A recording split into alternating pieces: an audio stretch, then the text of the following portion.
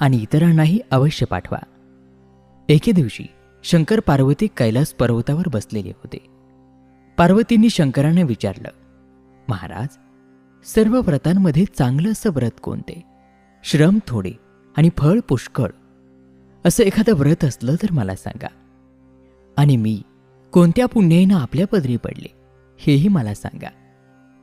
तेव्हा शंकर म्हणाले, जसा नक्षत्रांमध्ये चंद्र श्रेष्ठ, ग्रहामध्ये सूर्य श्रेष्ठ, 4 वर्णामध्ये ब्राह्मण श्रेष्ठ, देवांमध्ये विष्णू श्रेष्ठ, नद्यांमध्ये गंगा श्रेष्ठ, त्याप्रमाणे हरितालिका हे व्रत सर्वांमध्ये श्रेष्ठ आहे.